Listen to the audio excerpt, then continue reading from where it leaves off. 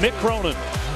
Tonight, they'll say goodbye to one of the greatest players in Bearcat history, All-America candidate and 2,000-point scorer, Sean Kilpatrick.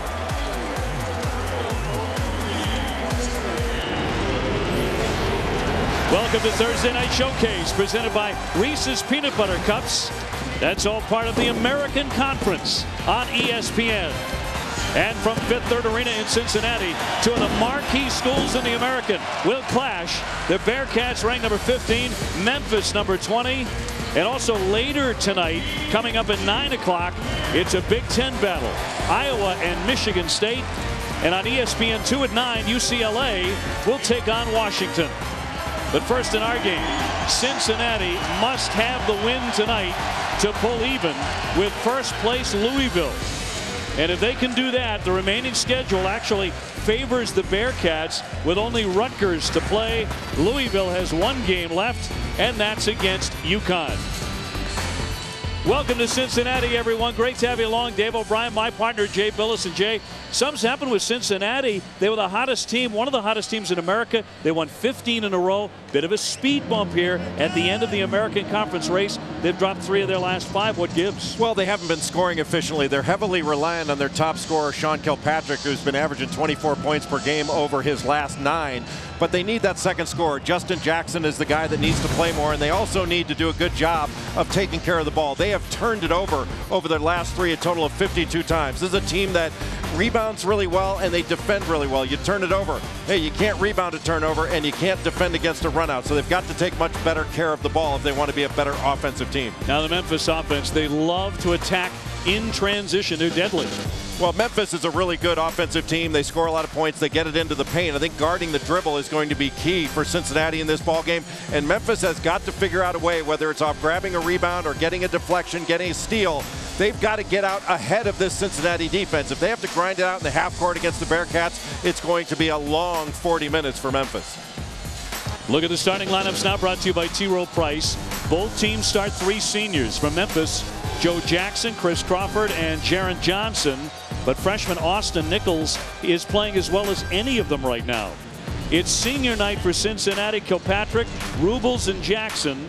Kilpatrick, just the second Bearcat to score 2,000 points in a brilliant career here. The other, the great Oscar Robertson.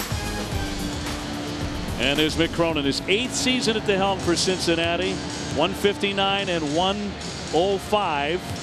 And he did not hold back after that loss to UConn. He said there's zero excuse in the world for turning the ball over 20 times against a team that doesn't press. Up against Josh Passer's 5th year. His team can score, as Jay mentioned. They shoot 49%, and they score 79 points a game. Building is sold out tonight and should be rocking and rolling for a big matchup inside the American, which certainly has, in the upper tier of the conference, been as good as anybody in America. The American Conference has been terrific in its top 5. Maybe at the bottom of the league, some struggles, but the top of the league has been terrific. Cincinnati scrapping for the opening tip. They're in red tonight, and we are underway. Memphis starts out in man-to-man. Bearcats coming in at 24 and 5. Memphis at 22 and 7. Point guard Gwynn gives it up. Jaron Johnson, their top defender, is on Sean Kilpatrick. He cannot leave him. Rubles, one of those seniors, forced it up there, can't get it to go, and it's tipped out of play off of Cincinnati. Those are the type of plays, Dave, that I think Cincinnati needs to make. When Titus Rubles gets the ball around the bucket, he's got to finish those plays. Only averaging about 7 points a game, but this is his last game on this floor. Kilpatrick was particularly emotional. A tie up here and an early foul. In the pregame introductions when his name was announced here at Fifth Third Arena for the final time. Joe Jackson just set a screen under the basket, a little on big cross screen that was more of a cross-body block. Watch Joe Jackson underneath. He's going to go into Justin Jackson.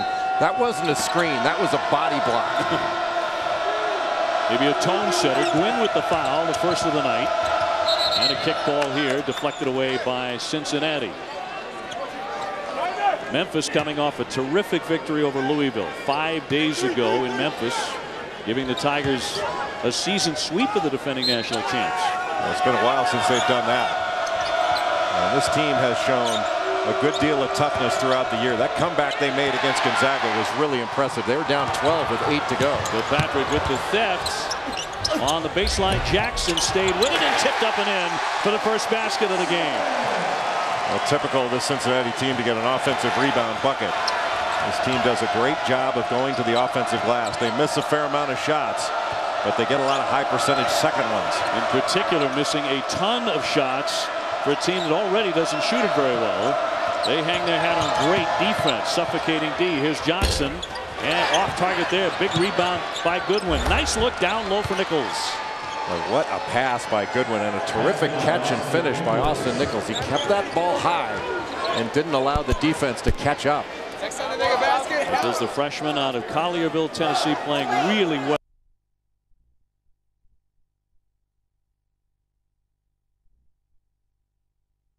Great read on that rescreen. If he just flared out to the wing, he would have gotten a wide open shot. Really going to be interesting to see what kind of night he has here. The tears were flowing. Here's the far away and knocked down by Thomas. And the quick theft right there in midcourt. Jackson picks it up. Unforced error by Memphis on the inbound. Thomas will lean in. Heavy traffic, no.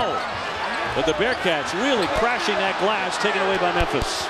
And Memphis really challenged in there. Good pass. Nichols, difficult catch, spun and missed it. Here comes Kilpatrick now, averaging 20 points a game to lead the American. Straight on for three, and in and out. Boy, it was in the cylinder and kicked out and back over to the Tigers. So a good, quick look by Kilpatrick, who scored 20 or more 16 times this season. Quick trap off the inbound. Cincinnati trying to be as aggressive as they can be to start this game, but that was a good job by Memphis to break that pressure, not just to get it across, but to score. And two more for Austin Nichols, who's averaging 9 points a game. A highly coveted freshman. He was ranked #1 his senior year in high school out of the state of Tennessee. When you get pressed, you want to attack the pressure at the point it's applied. You want to punish a team for pressing you by breaking it to score. Jackson missing the short hook, but very quickly in the offensive zone. That one picked off by Rubles. And out of the whistle with 16:55 to go. This is that backflow pressure. That you see that a lot with Louisville. They'll come from behind, knock it away. You could see that Titus Rubles just stepped out of bounds with that right foot. Cincinnati does a really nice job of packing it in, but at the same time getting out to shooters. They get into gaps. They're only worried about a couple of guys, and what a terrible pass. Rubles again with the theft, and he'll convert on the other end. Well, this is the one thing that Josh Pastner really wanted to concentrate on his practice today. He said, we have to take better care of the basketball. It'll kill us otherwise. Well, look what they just gave up. That was a 100% shot.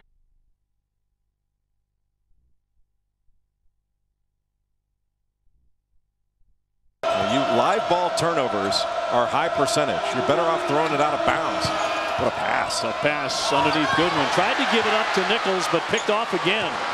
Tight interior defense by Cincinnati. He felt the presence of Cincinnati there. Kilpatrick airborne. That won't fall.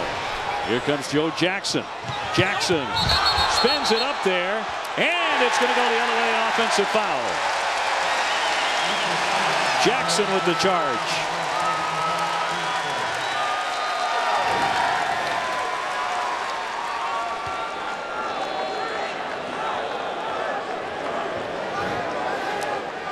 So 4 minutes in, Cincinnati with a 6-4 lead.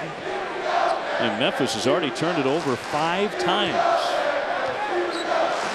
Cincinnati likes to catch the ball at the elbow and run offense there. They're setting a little stagger, trying to post up Justin Jackson. Let him go one-on-one against Austin Nichols. And he'll knock that one down. That was well designed, trying to use essentially Sean Kilpatrick as a decoy off that stagger and then looking to go into Jackson. Straight on Johnson, but too strong. Troy Copain, the 6'3" freshman in the game now for Cincinnati. He'll drive it down the lane, a quick step, and he draws the foul. No basket there, but he'll go to the line to shoot 2. Now when we come back after this timeout, inside access, inside the practice of Coach Cronin. ESPN's exclusive presentation of college basketball is presented by Reese's Peanut Butter Cups, the perfect combination of chocolate and peanut butter. And in part by State Farm. For auto, home, life, and banking, get to a better state. And Dick's Sporting Goods. Every season starts at Dick's. Let's go, full speed.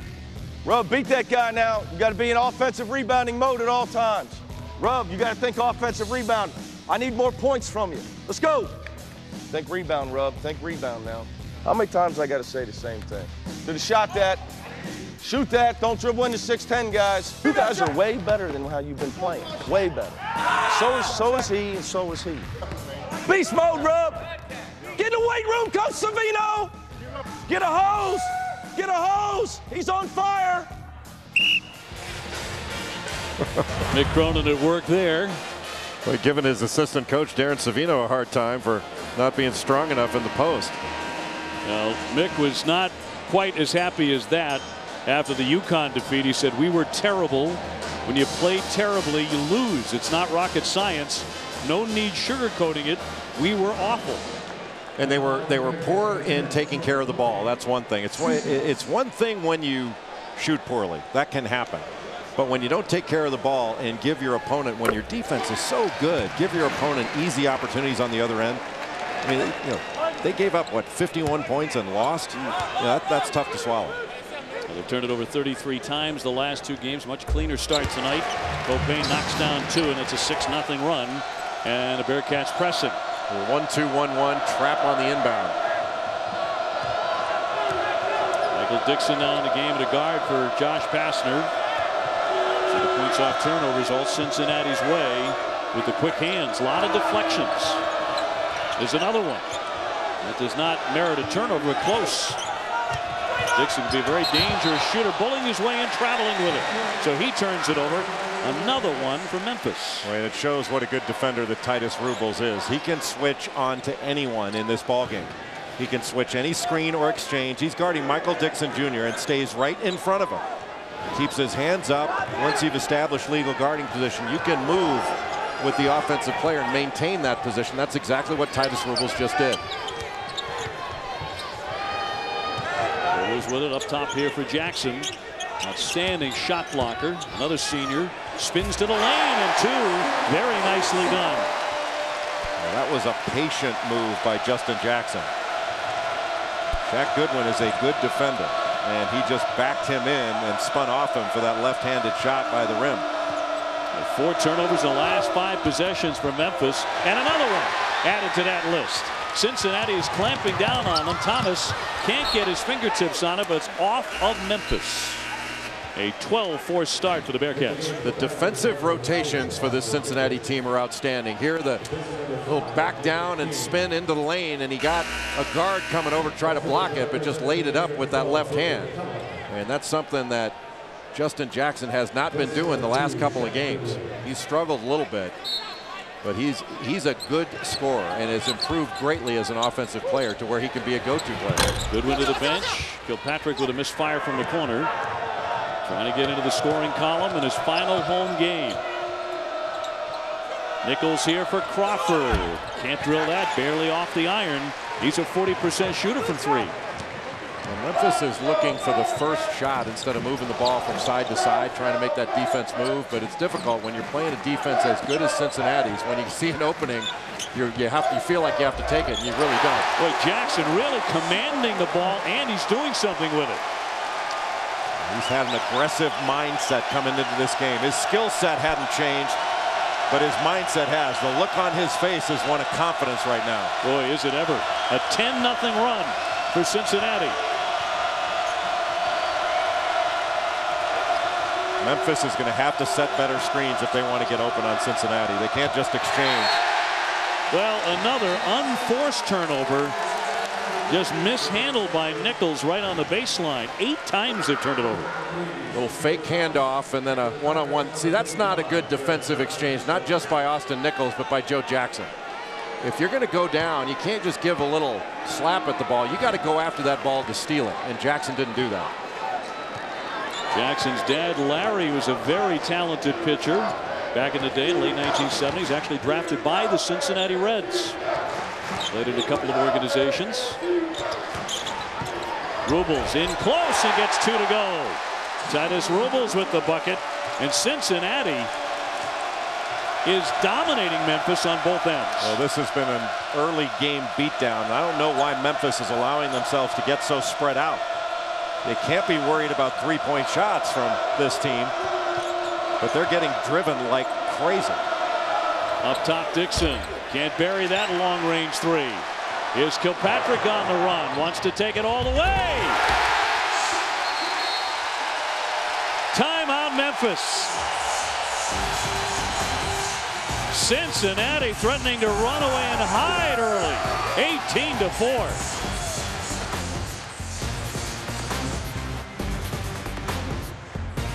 And it led to an amazingly quick run out by Sean Kilpatrick. Puts pressure on the shot, and then you let a scorer like Kilpatrick see the ball go through the net, and you're going to have a long night. 8 out of 16 tonight for Cincinnati. Shooting has really been a big issue for the Bearcats, particularly lately, but so far not tonight. Not with the looks they're getting. I don't think Memphis can settle for a jump shot here. You got to get the ball inside, get it to the rim. Goodwin doubled up though.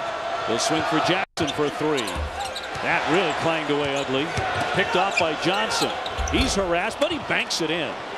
Looked like the shot was the last option there. I think he left the floor to pass the ball and saw the pass couldn't get through along the baseline, decided to shoot it at the last second. In any event, a shot that Memphis desperately needed to go down as they were reeling. Kilpatrick fires and picked off by Joe Jackson. Jackson averaging 14 a game and 5 assists, and that's what he does so well. Good transition opportunity. The shot taken by Sean Kilpatrick. He's an excellent offensive player. But when you're getting to the rim and getting easy baskets, that's not the shot they needed there. That did a favor for Memphis. Turned over, Goodwin has it. Slick bounce for Jackson. Had to adjust and he laid it in. And now a timeout by Mick Cronin. So he takes a quick one here as Memphis bounces back and now down by 8. It's almost like Cincinnati said at that last timeout. I'll see your turnovers and bad shots and I'll raise you. Joe Jackson taking it down court and getting it inside to Pelham on the transition. But this is just a poor pass. Anytime you throw that ball up for grabs, I expect that good defenders are going to get a deflection, knock it away. A Saturday will be another great day for college basketball on ESPN. First at 6, it's Michigan hosting conference rival Indiana. And then at 9, one of the greatest rivalries in sports, it's part 2, North Carolina and Duke, Saturday, prime time, presented by DirecTV. Both games on ESPN and live on Watch ESPN. Closer look at Page against Parker, and who do you like for player of the year in the ACC? Might it come down to these two, or who else? It might come down to them, but TJ Warren of NC State has had a phenomenal year. He's leading the conference in scoring. He's averaging about 23 points per game. His team more in the middle of the standings, and that may be the difference. But Marcus Page has had a great ACC season. I always look at that award as only conference games should count in determining it, and nobody's been better in conference than Marcus Page. He's been outstanding. Sanders trying to drive it. He's denied. Memphis with a 6-0 run. They put that together in 43 seconds. On the attack, Rubles. The bounce here. Kilpatrick short jumper. A lot of iron, but it won't fall. Lawrence has it blocked, and he's fouling the play. And Jermaine Lawrence, the talented freshman, will be at the line when we come back. An 8-point lead for Cincinnati, but Memphis has just recently cut into that.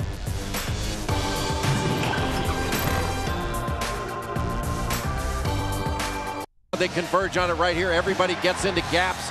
They make it difficult to get to the basket. They protect their own paint, and they get deflections. As a team that talks very well, and they take a lot of pride in being difficult to score upon.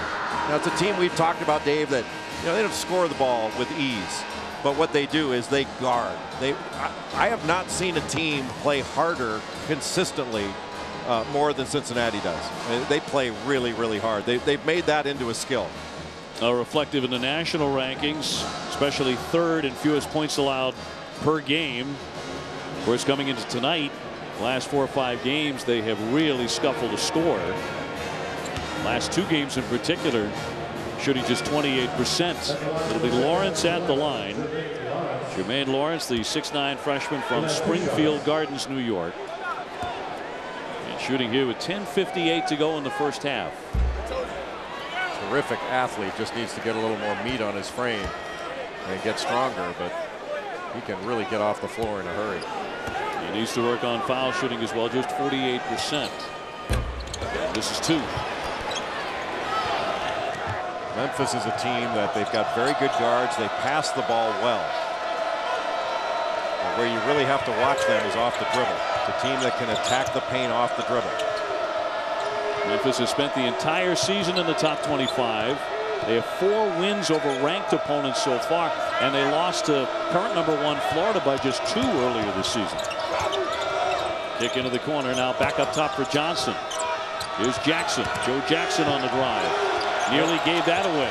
Everybody converging on the ball when there's a drive. And that's going to be a shot clock violation. They never get off in time. Boy, what a terrific defensive exchange by Cincinnati. You know, when the ball moves from side to side, they get to the midline. It actually almost looks like a zone with those principles.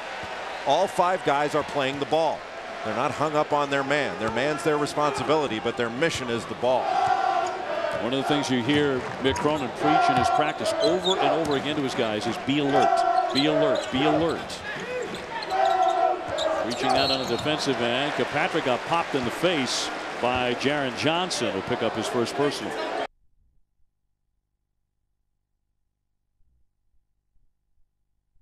With Sean Kilpatrick, if you can make Kilpatrick take contested 2s, jump shots, and keep him off the foul line, you've got a chance.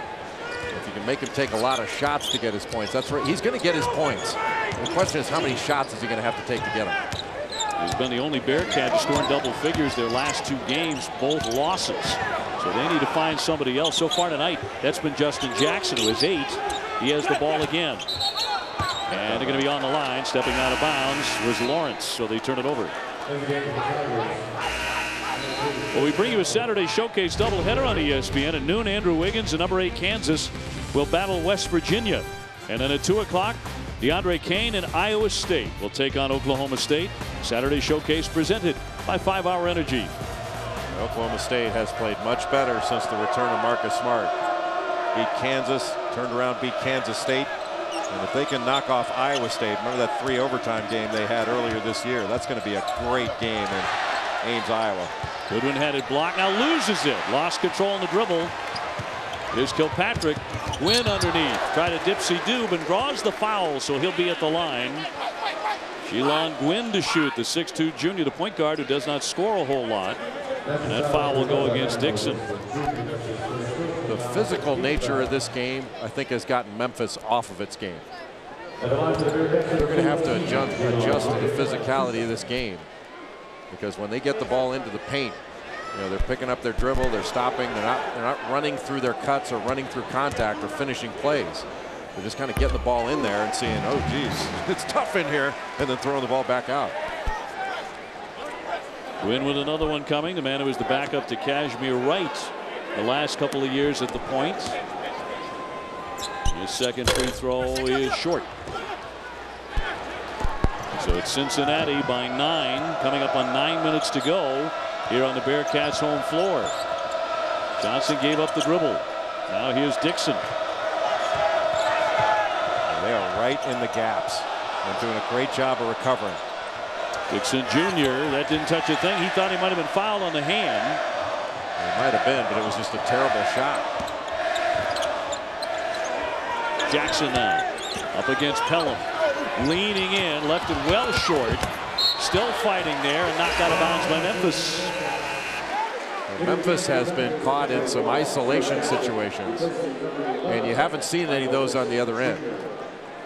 Cincinnati has really defended 5-as-1 in this game, and Memphis has been a little bit more scattered on the defensive end. 8:49 to go in the opening half. Cincinnati forcing a bevy of turnovers here early on. Here's Lawrence up high. Memphis is going to have plenty of opportunities in this game. Gwynn slashing in. Tipped. That won't drop. Lawrence missed it on the tip. So they had 3 cracks at it. Seems like Memphis should be down more than 9, but it's only 9.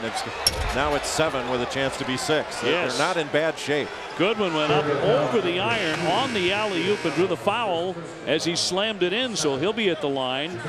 Shaquille Thomas fouled Shaquille Goodwin. A really nice job by Goodwin of running the floor. Last year, this would not have been the result. Goodwin has gotten in much better condition, can really get up and down the floor now, and can really get off the floor. He's our leading rebounder. Averaging 7 boards a game and 12 points. And to your point, he's only been disqualified from 2 games. And he fouled out of a half dozen last year. Being in better shape has really helped him there. No question. He's much more mobile. Cincinnati without a field goal in over 4 minutes. So they've cooled off quickly. When you make Cincinnati play 5-on-5 in the half court, their efficiency goes way down. And that's what Memphis has to keep in mind. This is a 15-round prize fight here. This is not going to be any kind of sprint. Rubles kicks here for Sanders. He can't bury that one. That's not the forte of either one of these teams, the three-point shot. Transition basketball is, and here's Jackson. Memphis, one of the best transition teams in the country. Sanders back out top. Kilpatrick launches. Got it. A three-pointer on target. Just can't lose him in transition. You wind up with David Pelham on him. Pelham is an interior defender, and that's a mismatch. That's the first 3 made by either team tonight. Everybody for Cincinnati inside that three-point line. Pelham handing off for Crawford. His jumper. That won't drop. Goodwin corrals the rebound. A nifty dish, but Pelham could not convert right underneath the iron. Kilpatrick on the run. Here's Sanders. Gwynn to penetrate. Airborne. Shot clock at 21, so they have plenty of time. Gwynn will launch. Too strong. Tipped up twice. Memphis scrapping for it. Can't save it, and it'll be Cincinnati ball. No Bearcat wanted to shoot it. They had a bunch of shots they passed up. Sean Kilpatrick. Only 2 guys have scored over 2,000 points at the University of Cincinnati. SK and Oscar Robertson.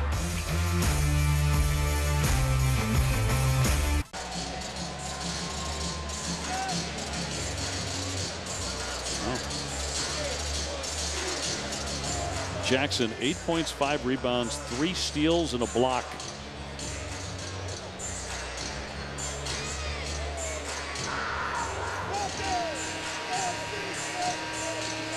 Chris, thank you very much. We were chatting about this earlier today, comparing the Big East and the American Conference with 5 20-win teams at this point.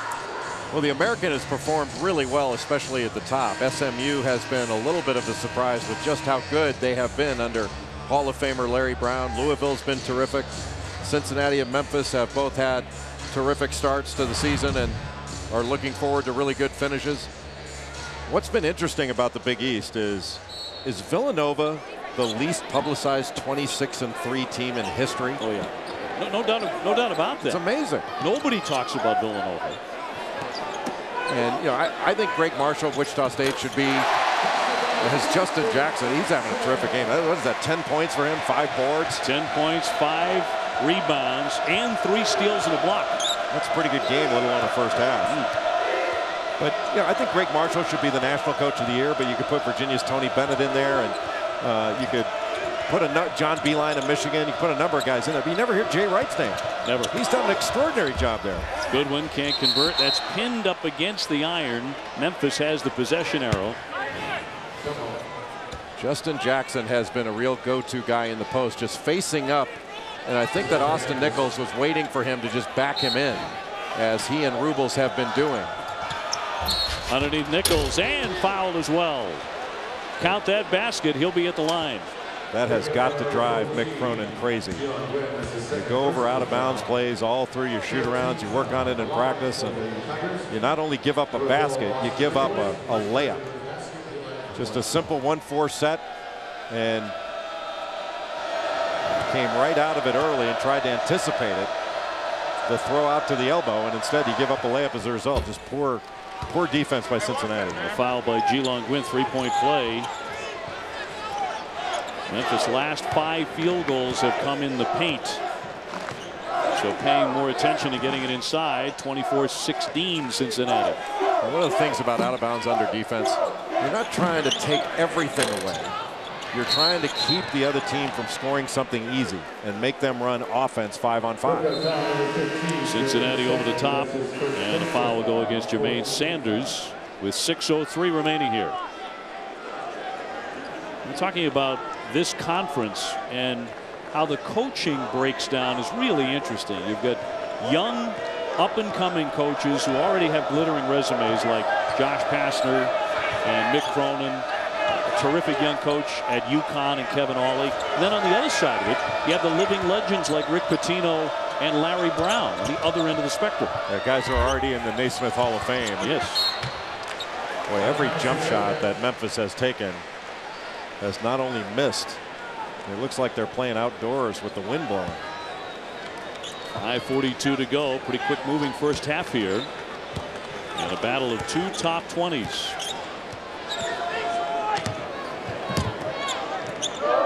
Up top for Justin Jackson, who's been the man in this opening 20 minutes for the Bearcats.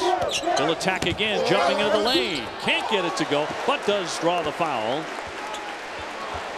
And he will be at the line with 5:25 left in half number 1.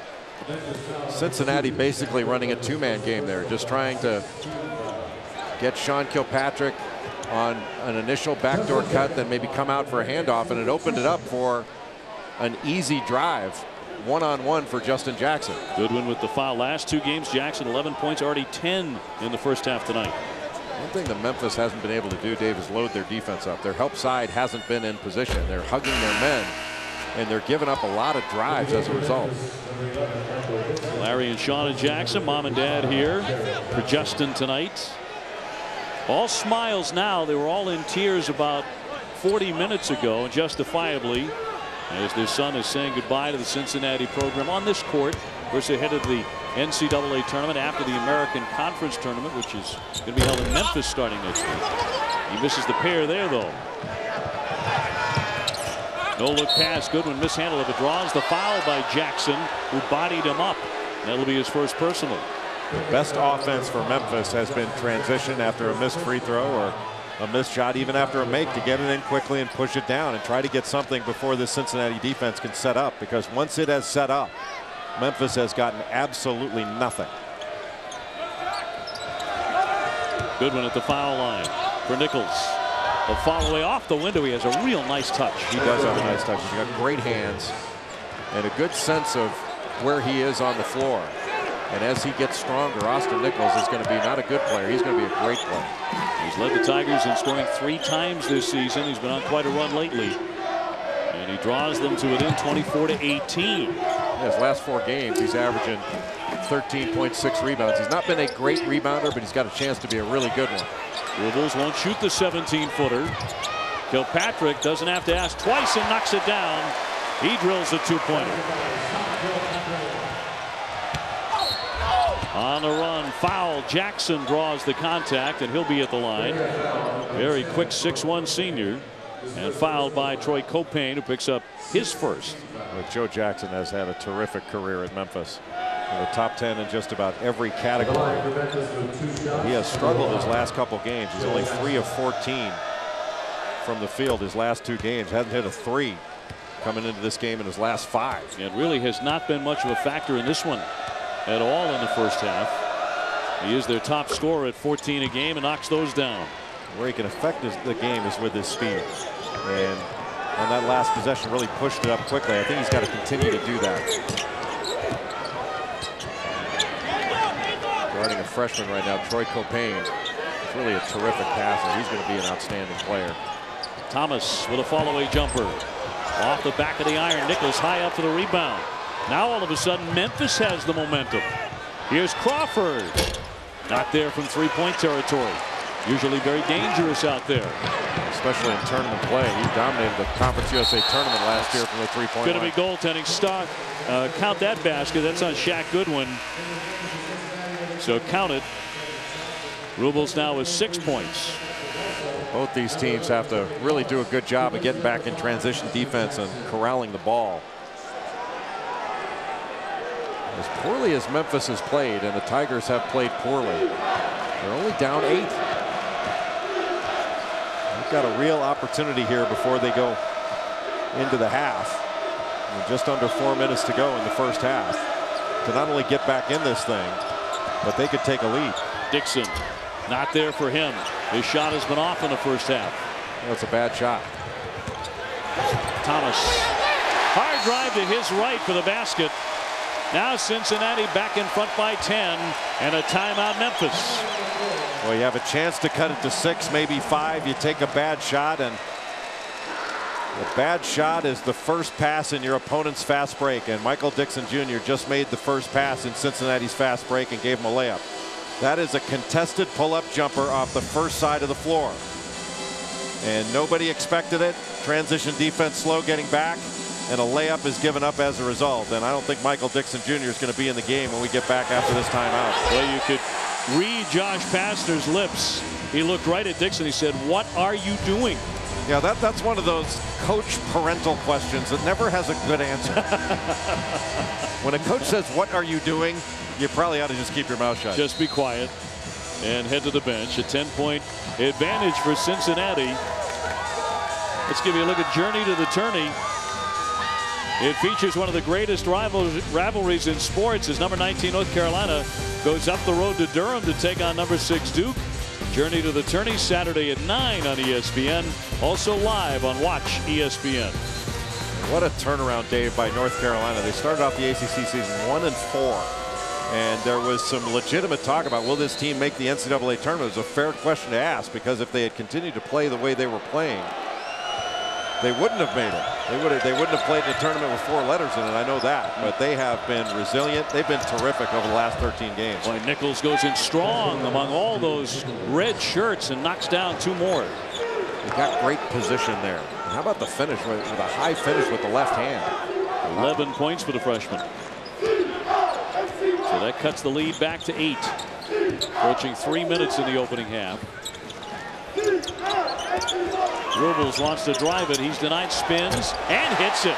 Pretty sweet looking move there by Titus Rubles, 6'7" senior. Well, Austin Nichols didn't bite on the initial shot fake. Rubles not a shooter, but you got to press up on him more than that. You give a guy that can drive that much space, he's going to take up that space and still drive on it. Rubles missed. Goodwin knocks it down in close. Shaq Goodwin, he got the lane after his man went by him.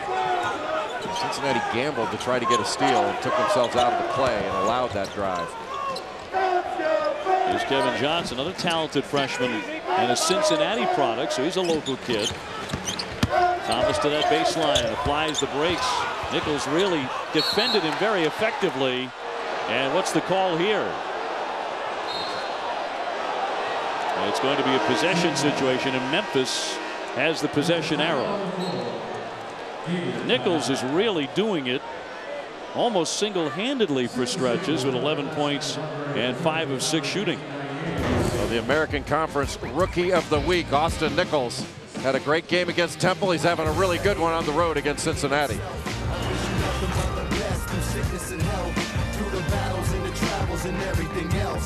Patrick in the middle of that frame, averaging 20 points a game, leading the conference in scoring. He's averaged 21 points a game in American play, 24 over his last 9. And he's really had a spectacular career. A guy who has seen just about every defense thrown at him in this league and outside of it this season, and has answered the call. I think he'd be a great choice for American Player of the Year. But the other guy that I think you have to put right there, if not above, is Shabazz Napier of UConn. He's had a remarkable season. And Russ Smith isn't a bad choice either at Louisville. He made 6 threes against SMU. That was a great win by Louisville last night at Moody. Well, how about that? Kilpatrick right on cue, driving in for 2 more to bump that lead to 10. And Russ Smith was sick to his stomach too. He made all those shots. Felt terrible. I think Larry Brown felt a lot worse. Yeah, he did. Memphis taking on SMU. Larry Brown's SMU team on Saturday in their final home game. Up top, Jackson barely off the front of that iron. It's been a rough night shooting here in the first half for the Memphis Tigers, and great defense again. That's going to be off of Memphis. Rubles with the stop. Boy, Cincinnati is switching, and Troy Copain recovers to put pressure on the shot. They don't get that loose ball. And Justin Jackson and Rubles both go up to challenge that, block it, and get possession. That was a gritty defensive play by Cincinnati. I think Cincinnati's got to keep driving it. Get it inside, get it into the paint, force Memphis in a situation to foul. Jackson draws the foul. So he'll head on back to the line. He's been the most dominant offensive player for Cincinnati in this game. Nichols with the foul. That'll be number 2. Right now for the Bearcats, anybody in red, if you take a jump shot without a 3 count, in other words, if it's not a jump shot that you can take in a horse game with that amount of time, then don't take it. Get the ball to the basket. Jackson may be on his way to his 7th double-double of the season. You look at his improvement over the last 2 years. Well, he just keeps getting better and better, and he was not an offensive player at all last year, but this year he has been a threat down in the low post on the offensive glass, and he is as active a defender as you're going to find anywhere. Not only getting block shots, he blocks a lot of shots, but he gets a ton of steals and deflections, and both he and Titus Rubles, you can switch with those guys and switch on just about anybody on the floor. He's switched out already on to Joe Jackson. He's been on the point guard, the off guard. Rubles switches right there. They can switch any exchange. Lead up to 11. Here's Dixon out high. Trying to shred the defense. Nichols. Here's the corner jumper from Crawford, and he knocks down a 3. Even that one was contested, but at least Cincinnati got the ball inside, got them in scramble mode. First 3 of the game for Memphis. Now 1 for 10. Looks like Memphis is going to go a little box and 1. And they're doing it with Michael Dixon Jr. on Sean Kilpatrick. Everybody else in a zone. Haven't seen Memphis play this year. Copain for Jackson, the go-to man. Picks his own miss, but it's going to be a foul against Cincinnati. A little push in the back on Austin Nichols with the right hand. Yep, that was Jackson shoving him for his 2nd personal foul with 38 seconds to go. That was a good call by Josh Pastner to switch defenses there to that box and 1. They wound up getting a stop, and now with a chance for a couple of free throws. If they can get another stop and a score, you can go into halftime feeling awfully good about yourself after a really rough ride in this first half. Well, you sure could. Nichols only 55% at the line, however. And a 1-and-1 sinks the first. Yeah, Austin Nichols has had a great first half. This is not an easy place to come play any year of your college career, let alone your freshman year, to come in and accept this physical challenge and put up 12 points in the first half. Well, the rookie has been the featured man in their offense in the first half and hits 2. Well, that's a good looking stroke he's got there. He's going to come out of the ball game right now so he doesn't pick up another foul on the defensive end. So Memphis is close to within 6. The biggest lead has been 14 for Cincinnati in this first 20. Going back man to man now. Dixon still on Kilpatrick. Really, Cincinnati can take it all the way down to the end of the shot clock and get the last one. But a 2-second differential. Dixon on Kilpatrick. He'll drive it. Now to stop and pop. Drained it. A 3-pointer. That's a big league shot. 6 seconds before halftime. Here's Dixon. Got it. An answer from 3. And the heave will not go. So we're at halftime. Could be a whole lot worse for Memphis. Boy, that was a huge shot by Michael Dixon Jr. right there to close that gap. Cincinnati forcing all those turnovers. Most of those came in about the first 5 or 6 minutes. But after that, it started to calm down. How about Kilpatrick? Well, taking on Dixon there. With the pressure from Michael Dixon Jr. just knocks him off with that right hand, and then Dixon Jr. with the answer. Cincinnati on top 38-32. Now back to the studio. Chris Cotter and Bruce Pearl. Guys.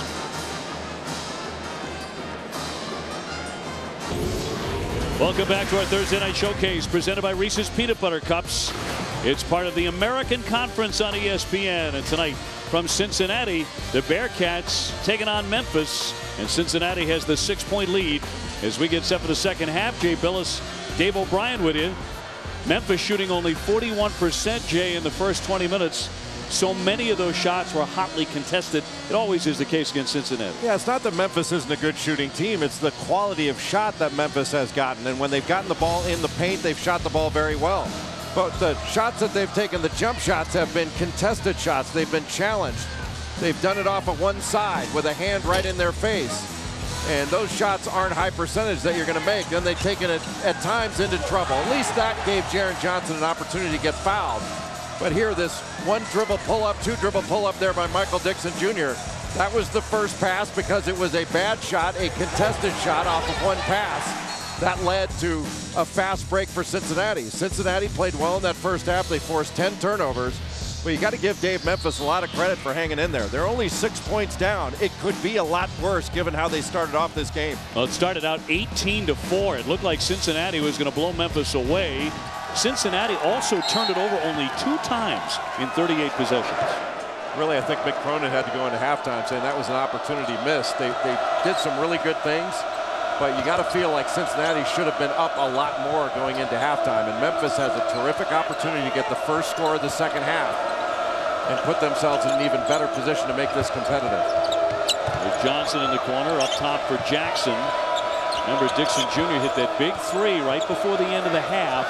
We'll see if that carries over for Memphis here in the second half. Trying to get a shot in the air. Shot clock down to 4 and up and in by Jackson. Memphis was very patient there. They didn't necessarily reverse it very much, but they didn't take the first shot that they could have taken and wound up getting a layup as a result. And this Cincinnati team does not give up many layups. Kilpatrick led all scorers for Cincinnati with 12 in the first half. Nichols had 13. Rubles too long there, and the rebound hauled in by Crawford. Nice job by Nichols to just let Rubles have that shot. Titus Rubles was 4 of 40 from 3-point range last year. Crawford got a great look and buried that. A 3-pointer, and now it's down to 1. Well, Cincinnati does not have that same look of intensity that they had in the first half. Don't have the same bounce in their step. Now it's Memphis that feels like they've gotten a second win. They've survived the first few rounds. They've taken some punches and hit the deck, but they're in much better shape right now. Joe Jackson getting a little ball screen, and Justin Jackson doesn't switch off hard. He doesn't step out there and stay with them. And then this was just way too easy for a shooter as good as Chris Crawford to be able to step into one. And he's shot the ball very well his last game against Louisville. He was 4 of 5 from 3 after really struggling in the 4 or 5 games prior to that. Jaren Johnson with a foul to send Kilpatrick to the line. An excellent foul shooter at 85%. You see guys like Kilpatrick on the line, it almost seems like an intentional walk in baseball. Yeah, he could throw it to the back of the backstop, but it's probably not going to happen. He's probably going to make them both. Senior from Yonkers, New York, playing his last home game here tonight in Cincinnati, and he has 14.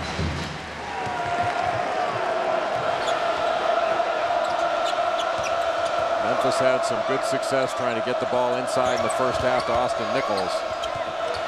Jackson bottled up in the corner, got free though on the bounce to Nichols.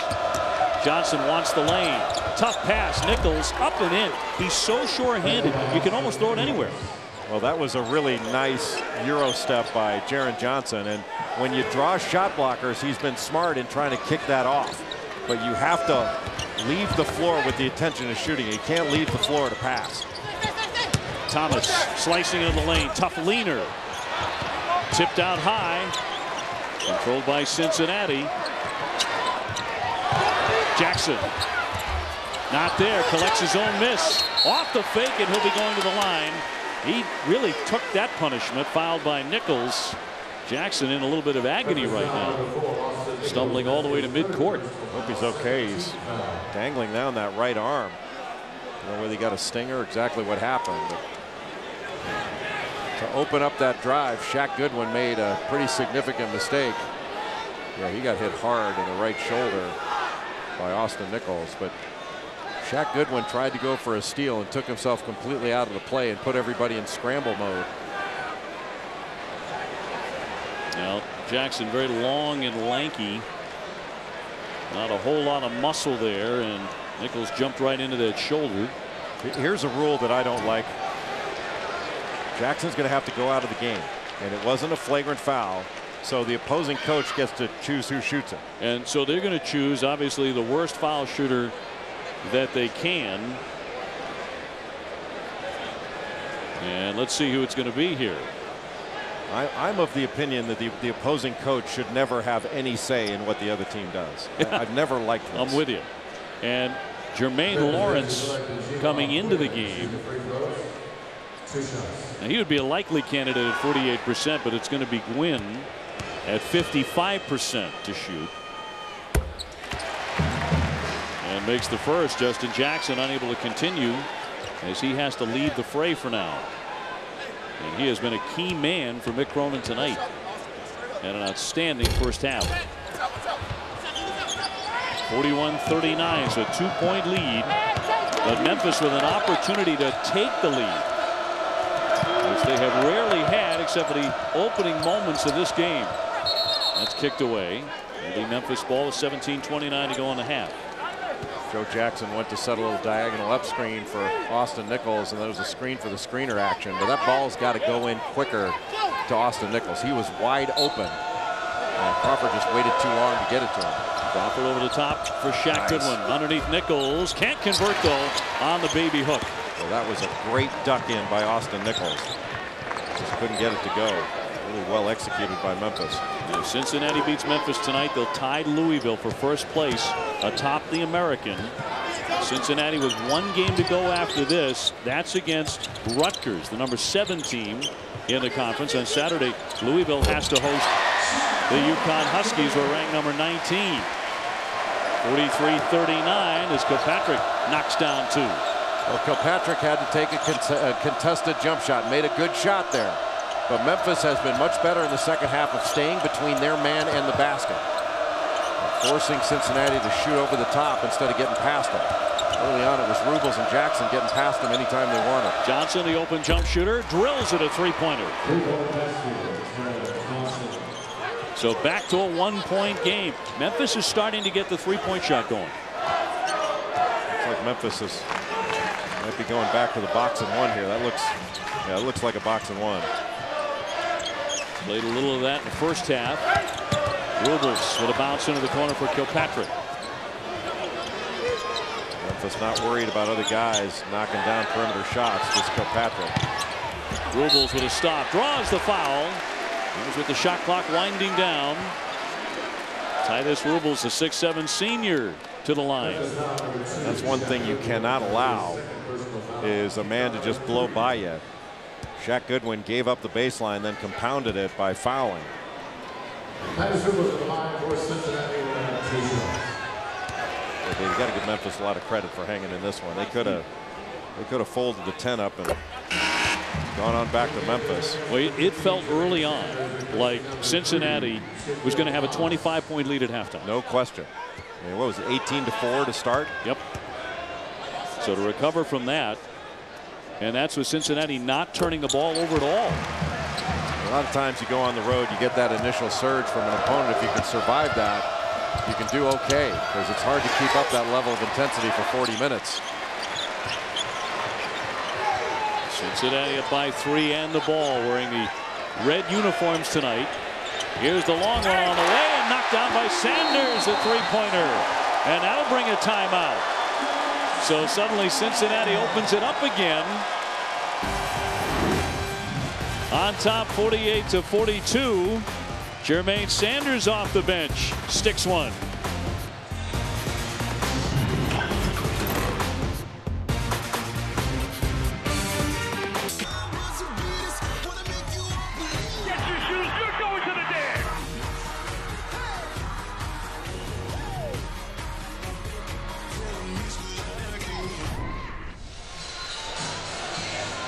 Now championship week starting tomorrow. Always a great time on our ESPN family of networks back in Cincinnati. 15:46 to go, second half, and the Bearcats on top 48-42. Moments ago, Jackson returning after being shaken up by Nichols moments ago. Justin Jackson back on the floor. Great sign for the Bearcats. Got a nice hand when he returned from the locker room.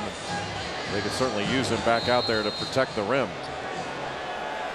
Teams that can protect the lane, protect the rim, I think are in a better position to do well in this year's NCAA tournament. There's Joe Jackson looking to penetrate, drives it hard, and banks it in. We're talking about playing through contact. Jackson may be small, but he is strong. That was a strong move. Also a gifted passer, number 2 assist man in the American Conference. This is a high assist team. Memphis does a good job of assisting on their field goals in the first half. They assisted on all but 2 field goals. Kilpatrick leaning in, went to the left hand and draws the foul. So he's hit on the play by Rubles. I should say by Shaq Goodwin. Jackson with a very quick drive to his right. Starting to get heated up here. 48-44. Cincinnati for Titus Rubles and Justin Jackson and Sean Kilpatrick, and all 3 of them in tears before the game. All 3 of them in double figures now. Well, they've all 3 played very hard, which is not unusual, and have played very well on the offensive end. Titus Rubles not a scorer. The last couple games he's averaged 13.5 rebounds, but he's got 10 points in this one and 4 of 6 from the field. He's been able to drive the ball and get to the rim in one-on-one isolation situations. Justin Jackson has been really good all year long. Memphis, on the other hand, has not turned the ball over since the 9:58 mark of the first half. That's the reason they're back in this game. Well, they've gotten tougher, and they've gotten the shot they've wanted in the second half. So far in the second half, they're 5 of 7 from the field. That's over 70%. It'll be Kilpatrick at the line at 85% and sinks the first. And with Oscar right there at courtside watching the only other Cincinnati Bearcat like him who has scored 2,000 career points. Pretty remarkable. 1,000 is a great accomplishment. An amazing accomplishment. And if Sean Kilpatrick has a great game, if he scores like 830 points, he can get somewhere near Oscar Robertson. I'm not betting on it tonight as we approach the 15-minute mark. It's a 6-point lead for Cincinnati. Jackson gives up the dribble, another kick ball. You talk about those 2 great Bearcats and where they rank all time. Now, Oscar scoring nearly 3,000 in his legendary career. And did it in 3 years. Yes. And he averaged a triple-double for an entire season. Memphis has to continue to drive the ball. There it is. And a foul there as Jackson drove it hard. If Memphis drives it, you know, they've got to move it and then drive it. Move the ball from side to side, but if they get an opening, and Joe Jackson had an opening before that kick ball by Justin Jackson, he got a switch where he got a big guy on him. You got to drive that switch. Rubles with the personal. Jackson around and out with a free throw. Good foul shooter, 79%. When you drive the ball, you not only get an opportunity to get it to the rim, maybe draw the defense, dish it off for an easy one, but you also put Cincinnati in a position to foul. And if you can get them into the 1-and-1, the earlier you get them in, it changes the way the Bearcats have to defend. So Cincinnati 11 out of 18 at the line. Memphis 7 out of 8. Here's Sanders, dangerous outside the 3-point line. Rubles up against Nichols, off the fake, got it. Everybody's staying with their man. There's not a lot of help side when the ball's in the middle of the floor. And that's where Rubles has been his most dangerous, when he's been able to drive it from the middle.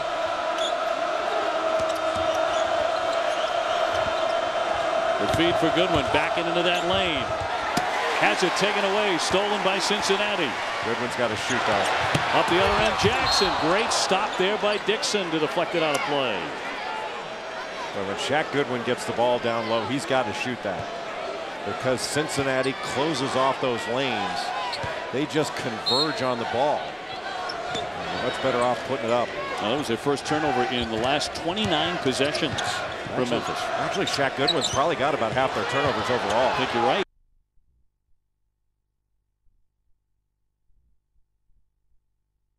Why not? And the lead is back up to 9 points for Cincinnati. And the crowd is back into it full throat. An 11-3 run here for the Bearcats. Goodwin's traveling with it. He turns it over. Now they're starting to turn it over once again. Well, Goodwin's starting to turn it over. And that's got to be 6 turnovers, 7 that he's had just by himself. Officially, we have him with 5, but pretty darn close. That's a sloppy night for the sophomore from Atlanta. He's got to make quicker decisions. And a couple of those he needed to get the ball up right away and take it himself. Looks like Memphis back into that box and one, with Dixon on Sean Kilpatrick on the right side of the floor. Kilpatrick just staying away right now and being a decoy. Rubles to his right. Knocked right back underneath to Jackson for 2. He's been the man on the spot all night long. Well, give credit to Rubles for keeping it alive. And now Memphis in trouble again. On the baseline. Knocked out a play by Gwynn. And Cincinnati still converging very tightly on defense, but it'll be Memphis ball. Cincinnati has been able to speed up Memphis. When the Tigers have been able to take their time, they've gotten something good. When the Bearcats have pressured Memphis and their help side has been shrinking the floor, well, it's been really difficult for Memphis to get anything good. Mick Cronin plays defense right with them on the sidelines, doesn't he? On the drive, the kick, here's Jackson. Johnson won't shoot it. Jaron Johnson back for Nichols. They're begging him to take those shots. And Jackson very short on that one. Copain up ahead for Kilpatrick. Jumping into the lane and lays it in. Memphis needs a timeout.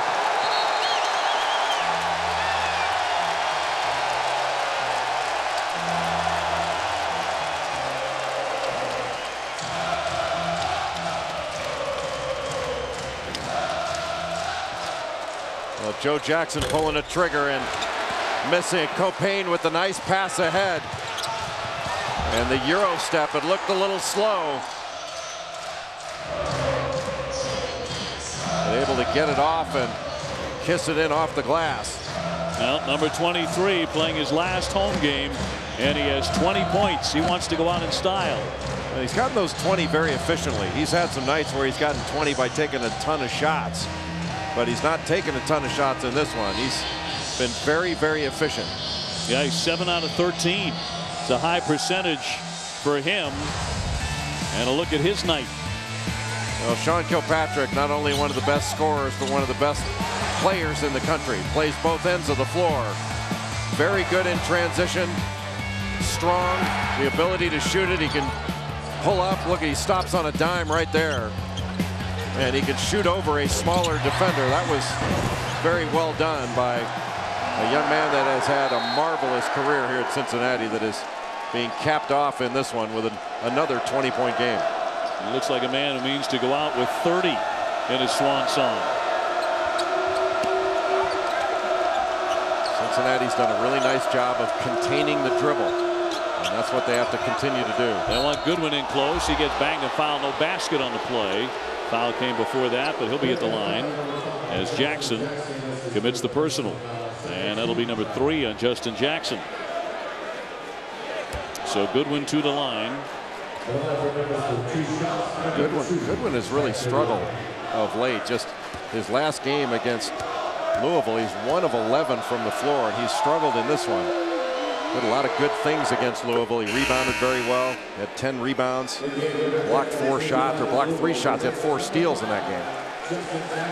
He's had 5 double-doubles this season. Had a great game against Temple, 23 points, 11 rebounds, but he's not been on his game tonight, and he misses on the second.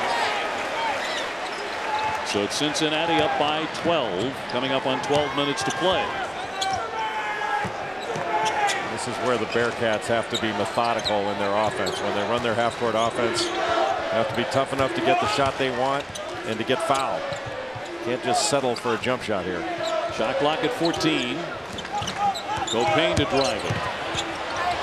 Would not shoot it. Nearly gave it away. Shot clock down to 7.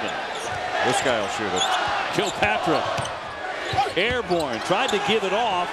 Shot clock expiring. And that's the violation. It goes back over to Memphis. So a choppy possession there for the Bearcats. 11:40 remaining. Cincinnati. Are they in control after all?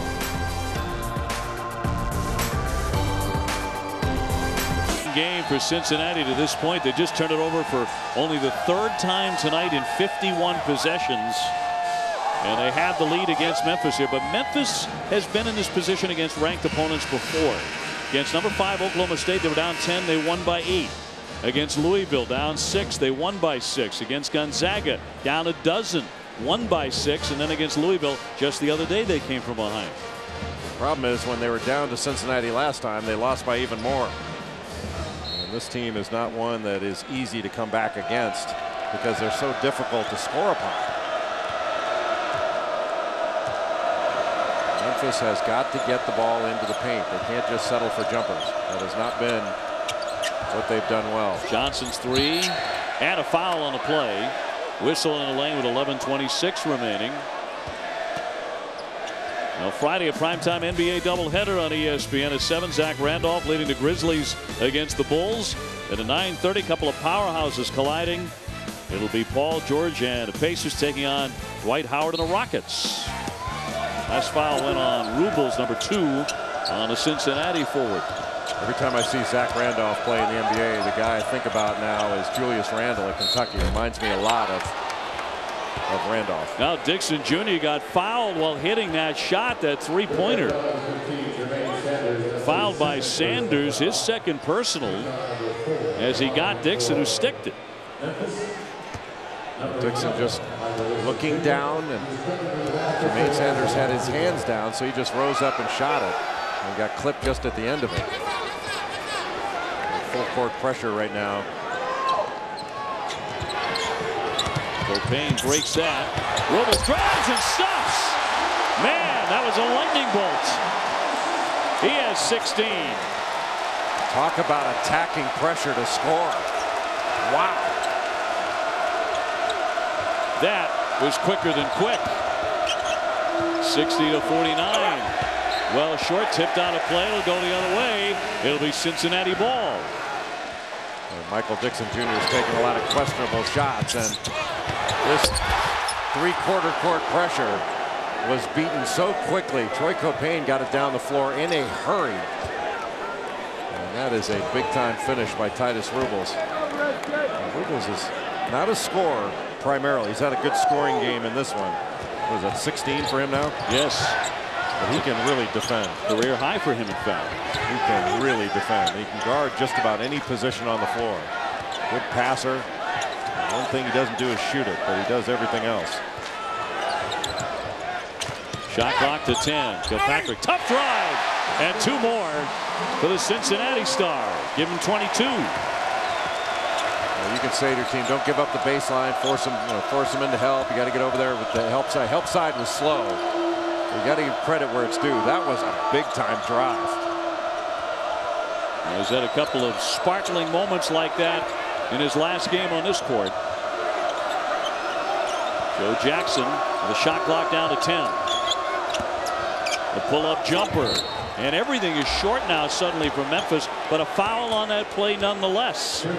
Cincinnati keeps fouling the jump shooters. That'll go on Shaq Thomas, number 2. Whenever there's a ball screen, you got to force the man into the screen. I don't think you can allow Sean Kilpatrick to turn that down, which he did on that last drive. Jackson knocks down the first. Rubles looked like he was coming over to set a ball screen, and Jaren Johnson didn't turn him into the screen, and Help side was late. David Pelham late getting over there. But that was a big-time drive by Sean Kilpatrick. Even if everybody got there, he might have made that anyway, as strong as he went. Veteran move. You're right. That upper body is so strong. He is tough to knock off his pins. 9:56 to go. And Cincinnati up by 11. Titus Rubles just lost his headband. Got it back on. Usually you guys see a guy tie his shoe, and that was the first headband adjustment I've seen on the season. It's a mini crisis. Remember Slick Watts played for the Seattle Sonics? Oh, yeah. He never had a headband drop. Never. Kilpatrick again with another man's drive. Just a great backdoor cut, terrific pass, not enough pressure on the passer, but Cincinnati just toying with Memphis right now on the offensive end. Here's Dixon Jr., but not there. Knocked out a play off of Cincinnati. Cincinnati on top, 64-51. Dixon just gets right on top of Sean Kilpatrick. He went backdoor, nobody there on help side. And they just throw it away. Right to number 23, Kilpatrick for 2 more, and a foul on the play.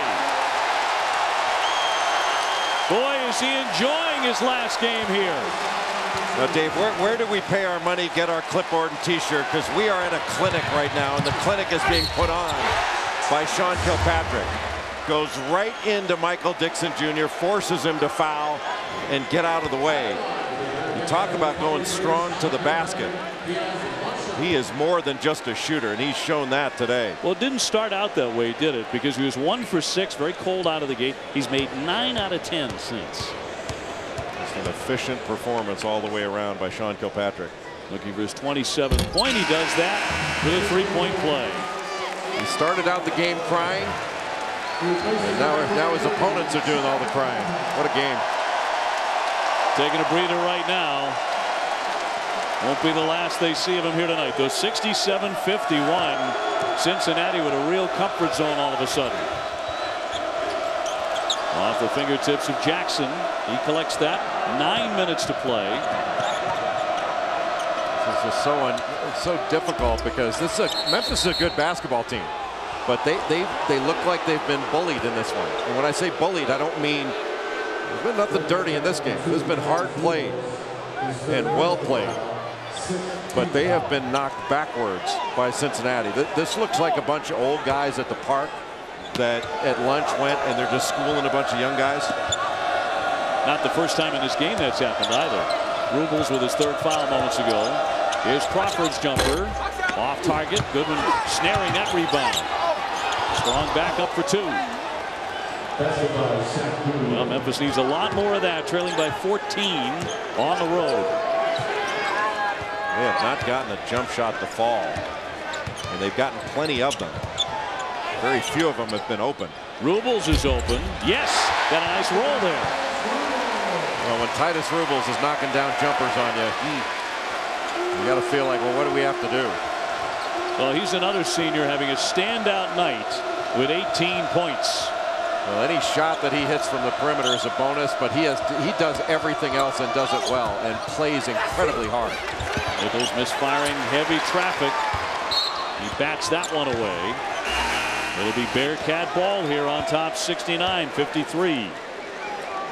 And Mick Cronin's still working hard. You know, he was marveling in his conversation with you today about how intense Mike Krzyzewski remains at his age. Yeah. To continue to work that hard. Obviously paid some price last night with the dizzy spell. Thank goodness he's okay. Yeah, I don't know that how hard he works and what happened last night is necessarily related, but you know, it turns out that after getting some tests done that he's okay. He was at practice today and ran practice as he normally would. So glad to hear everything's all right with Mike Krzyzewski. But you know, I think Mick Cronin just marvels at guys like Rick Pitino, Jim Boeheim, Mike Krzyzewski, that they still bring it after so many years of success. And he's having tremendous success in this game and with this team.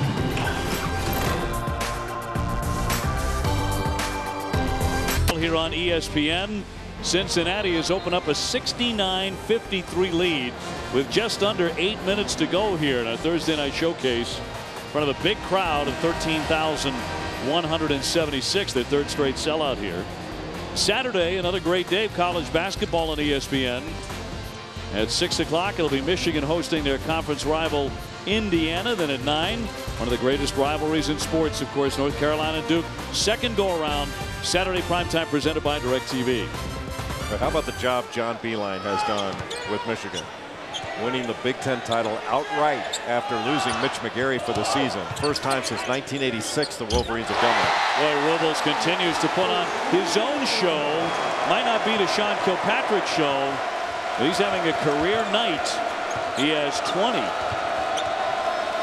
He's played every facet of the game.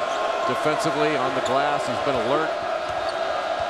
Actually, this whole Cincinnati team defensively, they jump to the ball, they see the ball, they're in gaps, and you got all 5 guys playing the ball.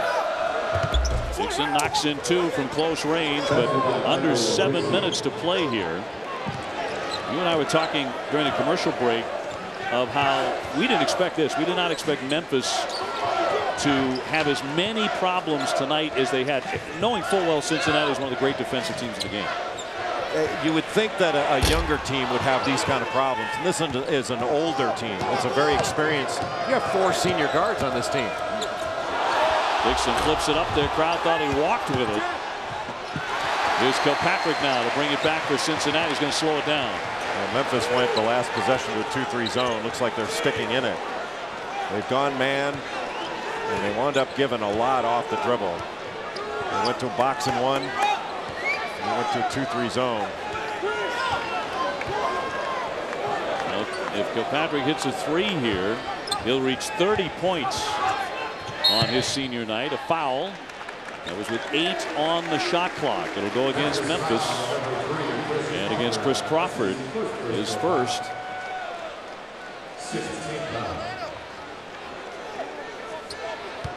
So Cincinnati not shooting quite yet here in the second half. Inbounding for Kilpatrick. You get down 16 to Cincinnati, it's like being down 30 to somebody else. They're gonna make it difficult for you to get any open shot. Kilpatrick bouncing here with us. Nice. Kicks out Copain. Got a good look and controlled by the Tigers. Just well-run offense. Crawford with a pull-up 3. He sailed out. Reach-in foul by Dixon Jr. It's a 5:33 remaining here. And 71-55. Cincinnati in command. It'll be time for a 1-and-1. Sort of reminds me of the game that Memphis played at Oklahoma State early in the season in November, where they just kind of got run over by the Cowboys back when Oklahoma State was at full strength. I think Marcus Smart, if I remember, had 39 in that game. But it wasn't just the offense. It was they weren't allowed to really run anything by the Oklahoma State defense. You have that same feeling in this one where they were taken out of everything that they wanted to do by Cincinnati. And that's credit to the Bearcats, because it wasn't just Memphis poor offense. It was really great defense by Cincinnati. Copain, the freshman out of Virginia, knocks down the first one. 72-55. What do you got to do to get 70 points against Cincinnati? Like lobby for a 48-minute game? This doesn't happen. And they bolster their lead to 73-55. Dixon off the window, made it. He'll go to the line. So he continues to play very hard on the offensive end. That's the most success that they've had, is pushing the ball up the floor and trying to get something before the Cincinnati defense can get established. Rubles 4th. Just a really strong move by Michael Dixon Jr. Transferred in from Missouri, where he was in the all Big 12 defensive team. He's the best foul shooter and makes a 3-point play there. The time running out on the Memphis Tigers tonight. Cincinnati, with a victory, would go to 14-3 in the American. They'll pull even atop the conference with Louisville. 1 game remaining in conference play. Sanders straight on. Yes. That's the second 3 he's hit in this game. He's had 15 threes in conference play. Jackson flips it to Crawford. Back for Jackson on the other side. He swings for Nichols. Can't convert. Stop down low. Save back out for Memphis. Has not touched the rim yet. And now Nichols makes sure as he stuffs that one. Nichols was just a little bit slow getting that ball to the rim the first time. And any hesitation with Justin Jackson, Titus Rubles, they are going to go after that ball. Jackson, an outstanding shot blocker. It's not like he's 7'2". He's quick off the floor. His timing is excellent, and he gives multiple efforts in a possession, not just one, multiple efforts. Nichols has had an outstanding game with 17 points, but he has not had enough help for the men in blue tonight. They're down by 16 on the road. Going up on 4 minutes to play. Crawford way downtown for a three. Certainly not out of his range. He's the guy that I think needs to get hot as Memphis heads into postseason play. Got a game on Saturday against SMU, then they head to back home where Conference USA tournament's right in their backyard. Excuse me, Conference USA. The American is right in their backyard. Well, Cincinnati takes a timeout, and Mick Cronin steaming a little bit. That lead has been reduced to 13 with 3:52 to go as we look at tonight's perfect play, which is brought to you by Reese's. A look at senior night. These seniors showed a lot of emotion before the start of the game, and Titus Rubles carried that emotion forward. Instead of being affected by it negatively, he's had his best game. And the same can be said for Justin Jackson, who in the first half got off to a great start, got injured, came back. And how about this guy, Sean Kilpatrick? Made a great case to be the player of the year in this league. Got a lot of competition among great guards in the American, but he's had a magnificent year. So look at what those seniors have done tonight. For Rubles, a career night with 20. Kilpatrick with 27 points after a cool start. And Jackson was the man early on. Justin Jackson, 13 points. He did that damage in the first half. Just a great effort by the Cincinnati seniors, and Mick Cronin looked a little agitated in the last time out. I think part of it was he doesn't want his team to stop guarding. That's their identity. And just because they've got a big lead, I mean, it's been cut to 13, but just because they've got a big lead doesn't mean they stop guarding. Cincinnati with shot clock down to 11. Copain took a look at it, down to 7. Now 5 and a 3 on the way. Rubles picks the rebound as this outstanding evening continues. And a new shot clock here for Cincinnati.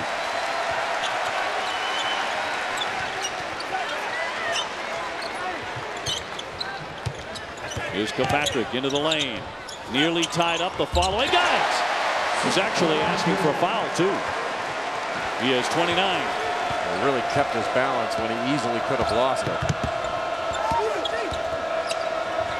Dixon back beyond the 3. Got it to go. And Memphis takes their last timeout. Cincinnati hadn't guarded well the last couple of possessions. They've been a little bit scattered. Haven't stayed between their man and the basket. Haven't forced Memphis to shoot over. They've given them some openings, and the Tigers have taken advantage of it. There's still 3 minutes to go in this one, Davey. You knock down a couple threes and put a little game pressure on Cincinnati when they may feel like they've already had this thing won, and we could have a different ball game.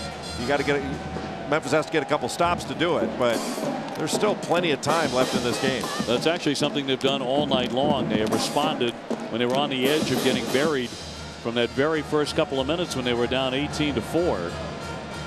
So 2:57 remaining here. We take a look now at our state of success, brought to you by State Farm. Duke and North Carolina about to meet for the 238th time. North Carolina won the last one February 20th. Duke has won 7 out of the last 10. And Duke has won 3 of the last 4 at home. How do you see this one going, particularly with as well as North Carolina has been playing? Well, North Carolina does a great job in transition and getting the ball inside, and they do a really good job on the offensive glass. I think that's where the game is going to be decided, in Carolina's ability to get the ball inside and rebound. And if Duke can hang with them on the glass, I think Duke's a better offensive team. They certainly didn't play very well on the road against Wake Forest, but they'll be at home in this one. And I think the guys like Rodney Hood and Jabari Parker, who played in their first Duke Carolina game, it's a different game. We can say, hey, you treat that game the same. It's different. It's higher level. And I think it's really a higher emotional level. And so they've been through it once, and I think that'll give them a little bit of an edge the second time, at least knowing what to expect. Well, Cincinnati will check it in here under 3 on their home floor.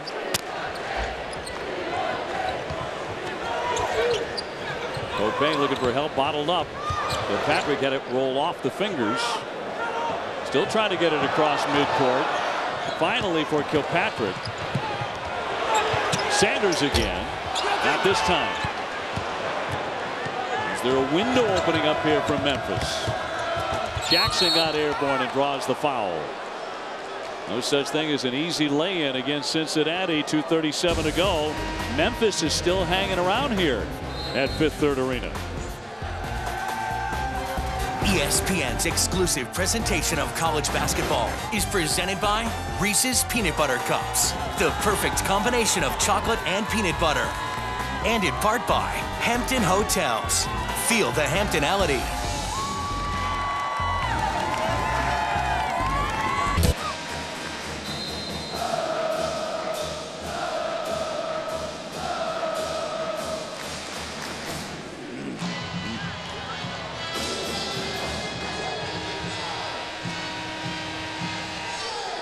Chris, thank you very much. Iowa needs a little magic. They have slipped below this line, the byline, among those top teams in the Big Ten. Look at Nebraska there at 10-7. Tim Miles has done a great job with that team. They swept Indiana this season. They protected their home court. Teron Petaway has been really good all year long. And Joe Jackson at the line. The senior who graduated back in December in less than 3.5 years and makes one of two. That's really what Josh Pastner wants to do with all his players, is get them graduated in 3 years. He's done a great job of it. And part of the problem with that, if you don't ever want to call that a problem, is players can transfer out and not have to sit out. Tarek Black did that. Antonio Barton, it happens. But he's done a really good job of having his players keep their eye on the ball and get graduated in record time.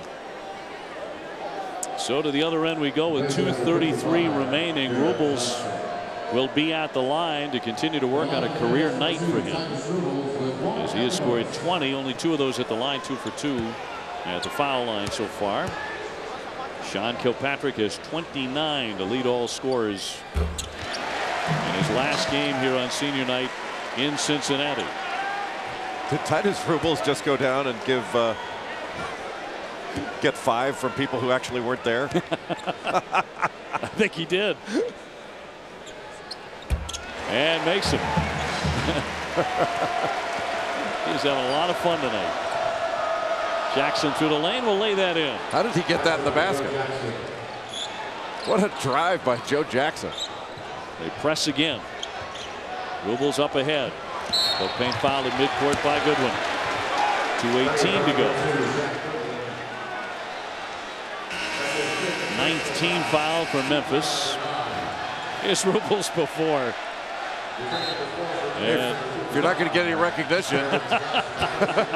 Nobody there. That's what I do with you when the check comes. You pretend to reach for your wallet. Is that what happened?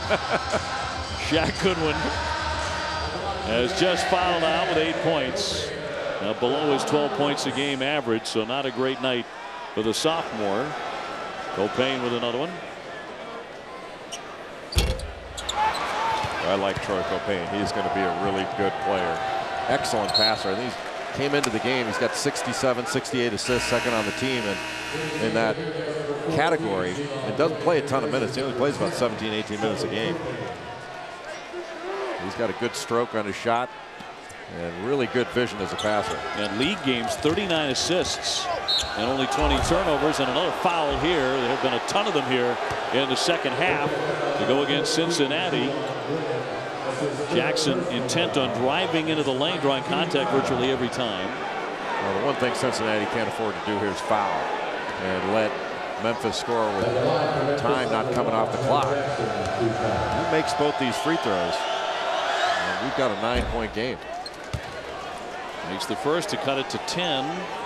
Memphis does not have a timeout remaining. The second half for Joe Jackson, who has scored 1,600 points in his career. Number 9 all-time scorer in Memphis. He's also in the top 5 in assists and top 10 in steals. Memphis might want to think about, I mean, I don't think you do it yet, but when Gwynn gets it, Rubles, you could foul them, put them on the line. For Payne, looking for help. And they break it. Patrick off to Sanders, lays it in. Very nifty break. Jackson could not beat them back on the other end. That's tough to do against Cincinnati. Dixon straight on. Got it. He rattles in a 3. Trading 2 for 3 there, but I think you have to start thinking about maybe if you don't get a steal, you got to foul because you're giving up layups here. Sanders gives it off, and another quick strike on the other end. This time by Gwynn. 10-point game.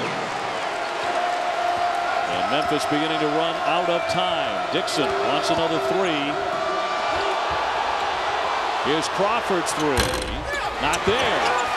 Rubles tied up, draws the foul. Dixon went down. Well, there's going to be a monitor review here. Dixon fouled him first, but there was an elbow at the end of that. At least it looked that way from my angle. And Dixon went down hard on his back. So 1:23 to go. Take another look. Just comes out with that left elbow, lost the headband again, and you know, really there wasn't much there. It looked like an elbow, but it really wasn't. A little bit of contact, but I don't see that was really an elbow flop by Dixon is what it was. Yeah, flagrant 1 would be illegal contact with an elbow above the opponent's shoulders, not swung excessively. You know, the key question I've got right now is when the officials go to the monitor, do our ratings go up?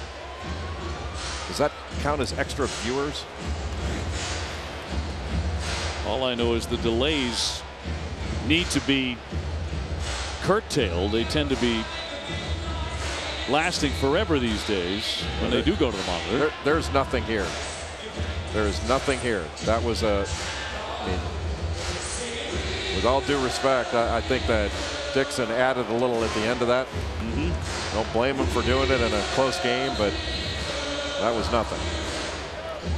You know, they were not at the monitor very long this time. So it's not a ratings point? I don't think we picked up anything. But it's a Jay Billis show, so we really don't need it. Minute 23 left.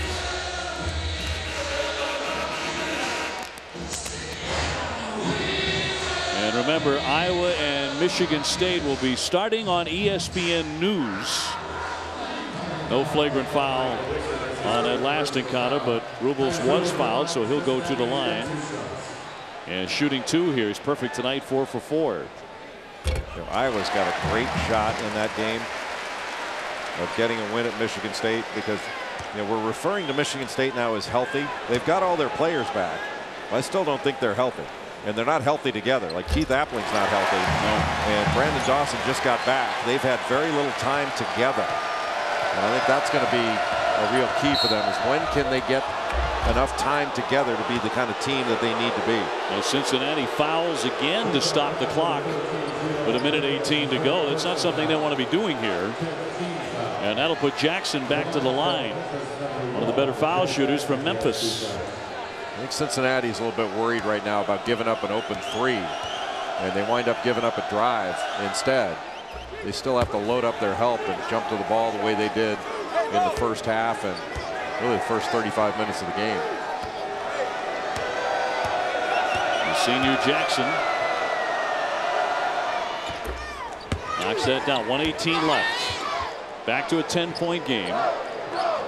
Boy, what odds would you give him before this game started that one of these teams would be in the 90s, the other might get into the 80s? Yes, I would have given you 0 on that. I would not have thought that. I thought this game was going to be in the 60s.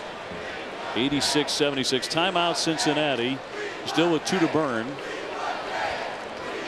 So another stoppage in play with 1:14 remaining. With a victory, Cincinnati will go to 25-5 and 14-3 in the American, and would tie Louisville for first place in the conference with 1 more game to come inside the American.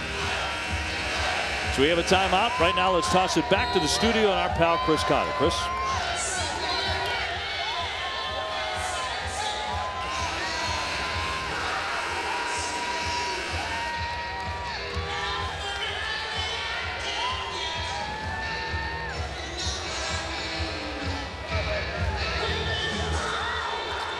Okay, Chris.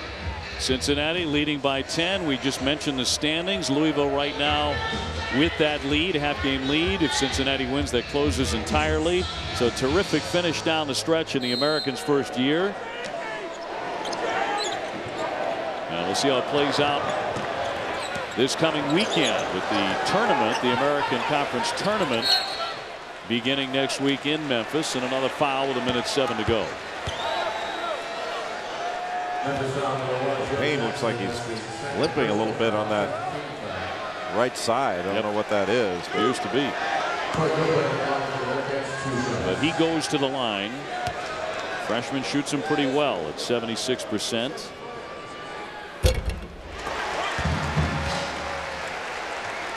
So the lead at 11. Cincinnati has really scuffled to score in recent games. They've lost 3 of their last 5, but that's not been true tonight. And they really came out with a lot of fire and attacking the basket.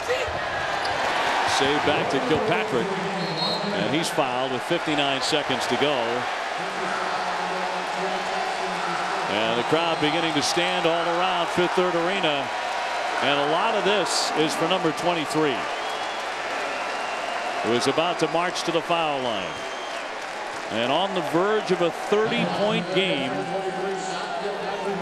in his finale here. And you wonder if Mick Cronin will put a substitute in for him as he takes this second one to see what kind of hand he gets, because it'll be a big round of applause. His third career 30-point game. His career high is 36.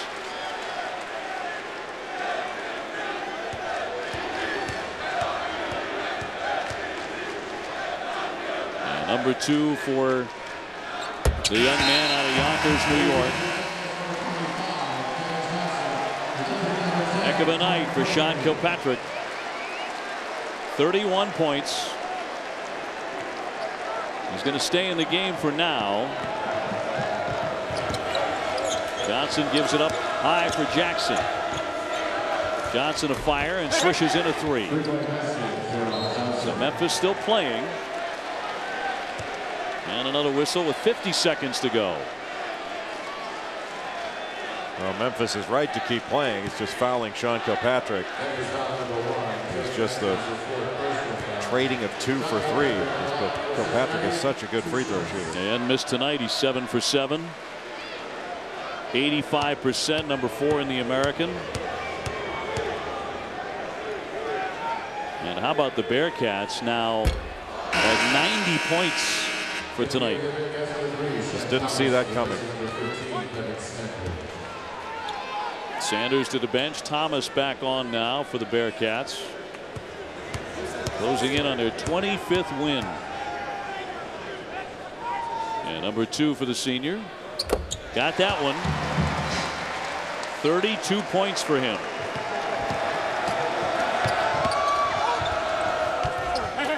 Dixon with the drive, lays that in. 45 seconds to go. Kilpatrick deep, trying to get out of there. And a reach and a foul with 38 seconds to play.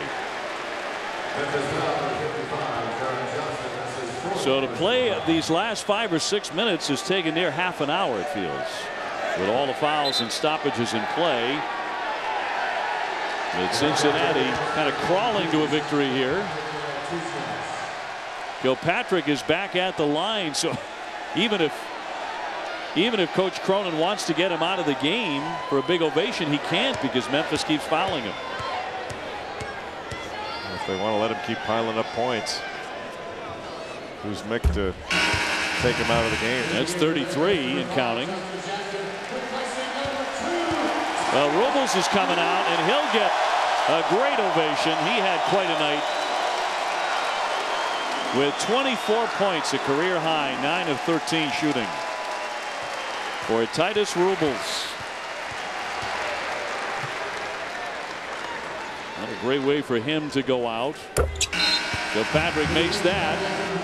34, and out he comes.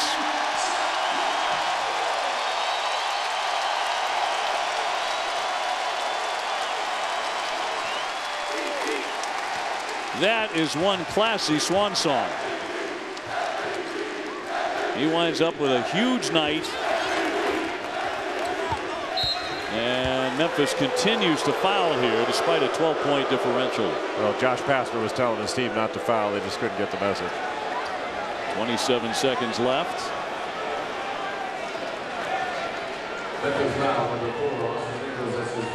Coming up next, we will get to it. Iowa and Michigan State.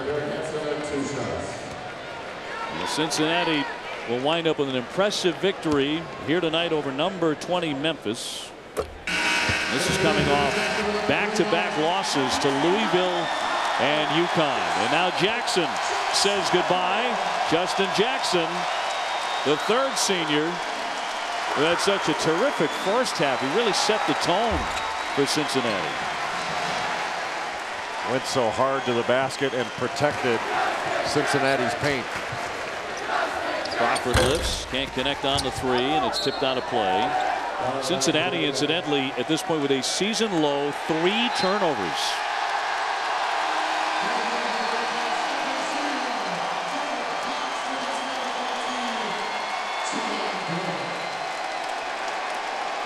So Cincinnati starting to empty the bench here. Derek Cox, he's also a senior.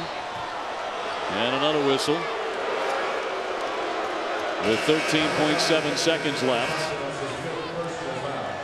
95-81. Not sure why Memphis continues to foul here. Josh Pastner told his team multiple times, I've been watching him, no fouls. Tell everybody, no fouls, and they keep fouling. We'll put Kevin Johnson, a freshman, local kid out of Cincinnati, at the line. Well, Kilpatrick with an outstanding swan song tonight, 34 points. He was 11 out of 18 shooting, 10 out of 11 at the line. And he also chipped in with 3 assists. Oh, what a win for Cincinnati. Talk about emphatic. 4.9 seconds before it finally ends. They're reaching nearly 100 points.